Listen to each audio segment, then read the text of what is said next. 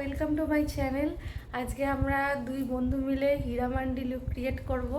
এই যে আমার বন্ধু যে আমাকেও সাজিয়েছিল, ও নিজে এখন ওর ফেস মেকআপটা করে নিচ্ছে। তারপর ফেস মেকআপ হয়ে গেলে জুয়েলারি পরলেই ওর ডান হয়ে যাবে।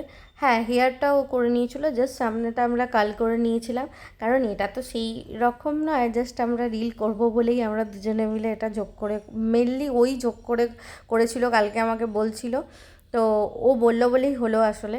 যাই হোক, তো আমি দেখতেই পাচ্ছ আমি শাড়ি পরে এমনি ক্যাজুয়ালি ঘুরে ঘুরে বেড়াচ্ছি। আমাদের এমনি গল্প করতে করতে বকবক করতে করতে এমনি লেট হয়ে গেছে। যাই হোক, ও এবারে হেয়ারটা করছে।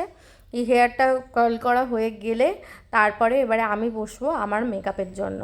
ও ততক্ষণ হেয়ারটা করে, ডায়মন্ডি লুক ক্রিয়েট করতে গেলে চুলটা তো একটু কার্ল করতেই হবে, কারণ ওখানে সব ক্যারেক্টারেরই মোটামুটি তুমি দেখবে চুলটা একটু কার্ল না করলে ওখানে ভালো হয় না। তো ওই জন্যই দেখো আমি এমনি ক্যাজুয়ালি ঘুরে বেড়াচ্ছিলাম। তারপর ফাইনালি আমি বসেছি। এবারে জাস্ট একটা রানী হার টাইপের আমি পরে নিয়েছিলাম, হার আর কানের দুল পরে নিয়েছিলাম, তো হাতে চুড়ি পরে নিয়েছিলাম। আর তারপর এবারে আমার মেকআপটা স্টার্ট হবে।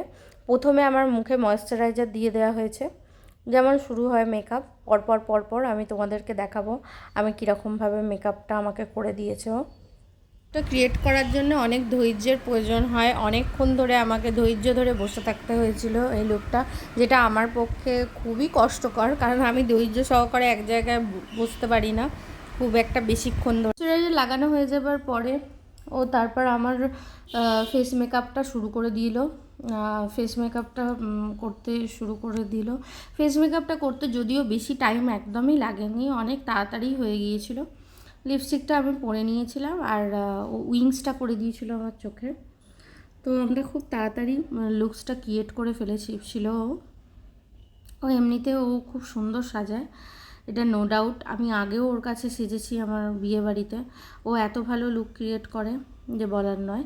যাই হোক, তোমরা আগেও আমার ছবি আমার চ্যানেলে দেখে থাকবে, তখনও ওই আমাকে সাজিয়েছিল আমার লেহেঙ্গা পরে। তারপর একটা সাউথ ইন্ডিয়ান লুক ক্রিয়েট করেছিলাম আমার ভাইয়ের বিয়েতে, ওটা খুবই সুন্দর হয়েছিল, সবাই আমাকে বলেও ছিল ভীষণ সুন্দর। যাই হোক, ওটা খুব তাড়াতাড়ি ও আমাকে করে দিয়েছিল এই লুকটা। সাজগোজ দেখো, মেয়েরা তো সাজগোজ ছাড়া থাকতে পারে না, সাজলে গুজলে সবারই ভালো লাগে।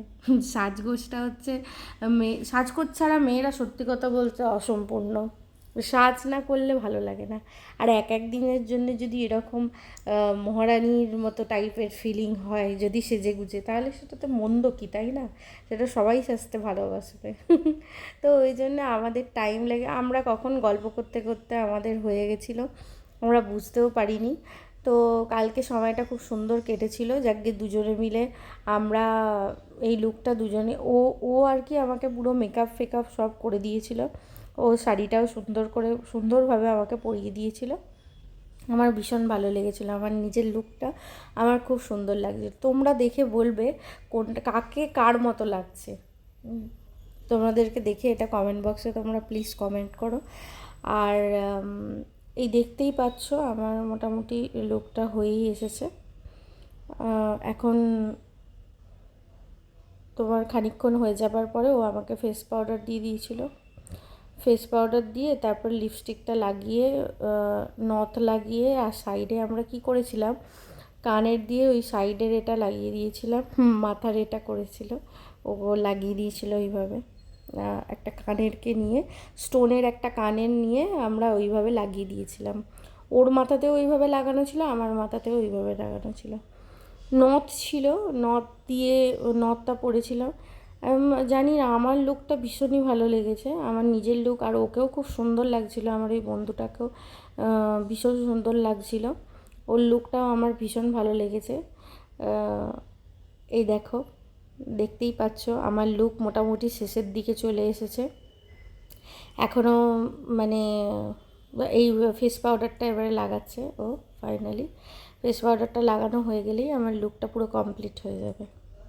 এবারে তোমরা দেখতে থাকো ফাইনালি কী লুকটা আসছে। আমিও তখন প্রচণ্ড এক্সাইটেড ছিলাম যে কী লুক ক্রিয়েট হতে চলেছে।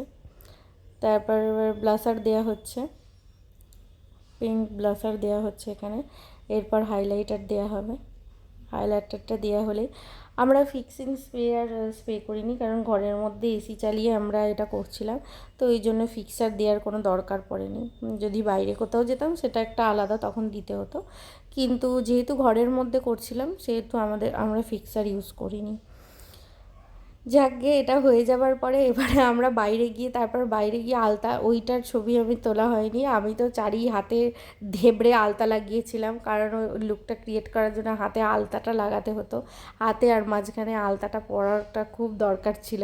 তো ওই জন্য বাইরে গিয়ে আমার দেখো এবারে আইব্রোটা করা হচ্ছে, আইব্রো শেভ করা হচ্ছে এটা। তো আমার মোটামুটি লুক কমপ্লিটের দিকেই কিন্তু এসে গেছে। পুরোটা করতে করতে অনেকক্ষণ ধরে বসে থাকা বাবা আমার যেন আর ভালো লাগছিল না। যাই হোক, তবুও বেশি খানিকটা টাইম নয়, খুব কম সময়ের মধ্যেই ওর লুকটা আমাকে ক্রিয়েট করে দিয়েছিল, কিন্তু তবুও আমার যেন বসে থাকতে ইচ্ছা একদমই করছিল না। দেখো ফাইনালি আমার আইব্রো হয়ে গিয়ে আমাকে আইশ্যাডো পরিয়ে দিচ্ছে। আইশ্যাডো আমি খুব একটা বেশি পরিনি, কারণ আইশ্যাডো অল্পের ওপর পরেই আমার হয়ে গিয়েছিল। এই লুকটা করতে বেশি টাইম লাগেনি, আর খুব একটা আমাকে সাজতেও হয়নি, খুব অল্প কিছু মেকআপের, যদিও প্রফেশনাল আর্টিস্ট বলেই ও পেরেছে আমার ওই বন্ধুটা, কিন্তু এমনি নর্মাল হলে হয়তো আমি তো পারি না এমনিতে মেকআপ করতে, আমি হলে পারতামও না। যাই হোক, ও এইরকম করে আমাকে খুব সুন্দরভাবে লুকটা ক্রিয়েট করে দিয়েছিল। লাস্টে এই লুকটা দেখার জন্য অবশ্যই তোমরা পুরো ভিডিওটা অবশ্যই দেখো, অবশ্যই তোমরা পুরো লুকটাই এই ভিডিওটার মধ্যে তোমরা দেখতে পাবে। ট্রান্সফরমেশন করার আগে এইটা দেখো, আমি প্রথমে এই ভিডিওটা শ্যুট করে নিয়েছিলাম, তারপর ওই লুকটা ক্রিয়েট করার পরে তারপর আমি আবার ভিডিও শ্যুট করেছিলাম। এই যে এটা হচ্ছে আমার ফাইনাল লুক। তাও আমার নাকের নথটা এখনও দেওয়া হয়নি, নথটা দিলেই লুকটা পুরো কমপ্লিট হয়ে যাবে। নথটা না পরেও বেশ ভালো লাগছে বলো, এই লুকটা আমার এত ভালো লেগেছে কি বলবো। যাই হোক, আমার বন্ধুর লুকটাও খুব সুন্দর হয়েছিল। আমাদের দুজনের লুকটাই তোমরা দেখো, কার লুক এরকম হয়েছিল অবশ্যই কমেন্টে জানিও, কাকে কীরকম লাগছে, কাকে কার মতো লাগছে অবশ্যই তোমরা আমাদেরকে কমেন্ট করো, তবে আমরা বুঝতে পারবো। যাই হোক, এই দেখো আমরা দুজনে সেজে নিয়েছি, নথও পরে নিয়েছি, এটা হচ্ছে আমাদের ফাইনাল লুক।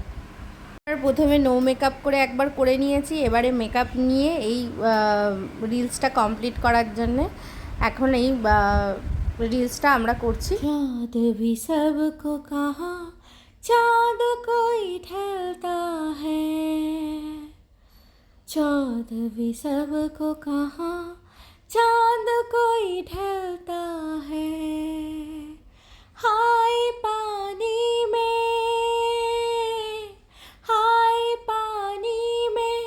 कौन जलता है, चाँद भी सबको कहाँ चाँद कोई ढलता है,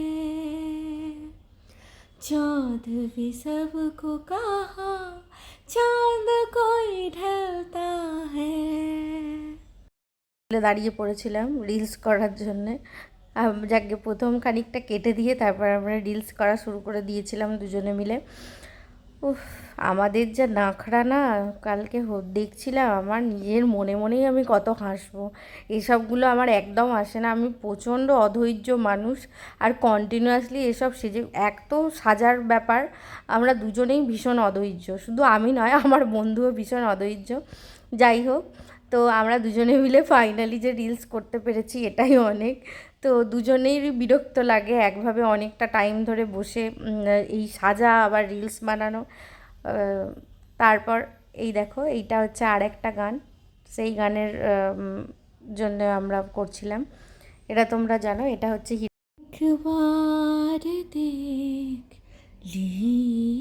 लीजिए, एक बार देख लीजिए, दीवाना बना दीजिए, दीवाना बना दीजिए, एक बार देख लीजिए, जलने को है तैयार हम, परवाना बना दीजिए, एक बार देख কত রকম করে যে ভিডিও করেছি আমরা, আমি লাস্টে নিজেই আমার হাসি পাচ্ছে।